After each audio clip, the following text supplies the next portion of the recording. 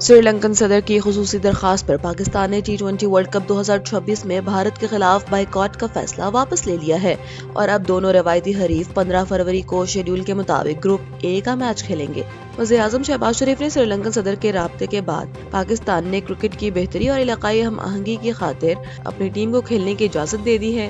اس سے قبل پاکستان نے بنگلہ دیش کے ساتھ ہونے والے دوہرے معیار کے خلاف احتجاجاً بھارت سے میچ نہ کھیلنے کا اعلان کیا تھا، تاہم ICC کے وفد اور سری لنکن قیادت کی سفارتی کوششوں نے یہ تعطل ختم کر دیا ہے۔ سری لنکا کے صدر انور کمار ڈسانیکے نے T20 ورلڈ کپ 2026 میں پاک بھارت میچ کو یقینی بنانے پر وزیر اعظم شہباز شریف کا شکریہ ادا کیا۔ صدر ڈسانیکے کے مطابق ان کا وزیر اعظم پاکستان کو کیا گیا فون فیصلہ کن ثابت ہوا، جس کے بعد پاکستان نے کرکٹ کی عالمی بہتری کے لیے بھارت کے خلاف میچ نہ کھیلنے کا فیصلہ کیا تھا۔ بھارت کے خلاف میچ نہ کھیلنے کا فیصلہ واپس لیا۔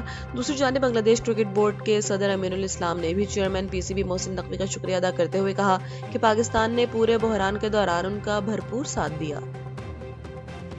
اٹلی کے علاقے پگلیا میں پیش آنے والا یہ واقعہ کسی ہالی ووڈ فلم کے منظر سے کم نہ تھا، جہاں پیر 9 فروری 2026 کی صبح ڈاکوؤں نے ایک منظم طریقے سے کیش وین کو نشانہ بنانے کی کوشش کی۔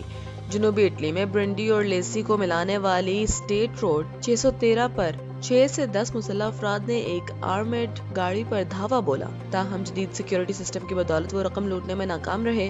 ڈاکوؤں نے فرار ہونے کے لیے سڑک پر موجود عام شہریوں کی گاڑیاں بھی چھینی اور پولیس کا پیچھا روکنے کے لیے سڑک پر لوہے کی میخیں بکھیر دی۔ عینی شاہدین کے مطابق ڈاکوؤں نے کلاشنکوفوں اور شاٹ گن سے لیس ہو کر پولیس پر اندھا دھند فائرنگ کی، جس سے ایک پولیس گاڑی کو 3 گولیاں لگیں۔ خوش قسمتی سے اس شدید فائرنگ اور دھماکے کے باوجود کوئی بھی پولیس اہلکار یا عام شہری زخمی نہیں ہوا۔ پاکستان میں سولر انرجی کے حوالے سے ایک بڑی پالیسی تبدیلی سامنے آئی ہے، جس کے تحت نیپرا نے نیٹ میٹرنگ ریگولیشن 2026 کا نوٹیفیکیشن جاری کر دیا ہے۔ اب ملک میں روایتی نیٹ میٹرنگ کو ختم کر کے نیٹ بلنگ کا نیا نظام نافذ کیا جائے گا۔ یہ اقدام بجلی کی تقسیم کار کمپنیوں کے مالی نقصانات کو کم کرنے اور گرڈ کے استحکام کے لیے اٹھایا گیا ہے۔ مالی سال 2024 میں سولر کی وجہ سے گرڈ بجلی کی فروخت میں 3.2 ارب یونٹس کی کمی آئی، جس سے کمپنیوں کو 101 ارب روپے کا نقصان ہوا۔ گرڈ صارفین پر بوجھ بڑھنے سے فی یونٹ قیمت میں اوسطاً 0.9 روپے کا اضافہ ہوا۔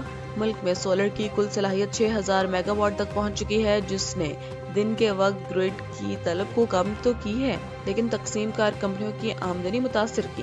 ریگولیٹرز کا ماننا ہے کہ نیٹ میٹرنگ سے صرف صاحب حیثیت افراد فائدہ اٹھا رہے تھے، جبکہ بوجھ غریب صارفین پر پڑ رہا تھا۔ خوش قسمتی سے پرانے صارفین کے لیے پرانے ریٹس اور معاہدے برقرار رہیں گے۔ یہ تبدیلی صرف نئے کنیکشنز کے لیے ہے۔ نئے قوانین کا اطلاق اب بایو گیس سے بجلی بنانے والے صارفین پر ہوگا۔ صارفین اب 2 طرفہ میٹر یا علیحدہ میٹر لگوانے کے پابند ہوں گے۔ PTI خیبر پختونخوا کے صدر اور رکن قومی اسمبلی جنید اکبر نے پارٹی کی پارلیمانی قیادت سے شدید ناراضگی کے بعد PTI کی نشست چھوڑنے اور ایوان میں آزاد حیثیت اختیار کرنے کا اعلان کر دیا ہے۔ انہوں نے اپنے آڈیو بیان کی تصدیق کرتے ہوئے واضح کیا کہ وہ اسپیکر کو الگ نشست فراہم کرنے کے لیے باضابطہ خط لکھیں گے۔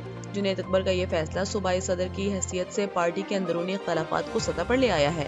میری برداشت ختم ہو گئی ہے۔ ہم یہاں چھولے کھانے نہیں آتے، صرف چند لوگ بولیں اور ہم ڈیسک بجائیں۔ یہ کون ہوتا ہے فیصلہ کرنے والا کہ روزانہ کون بولے گا؟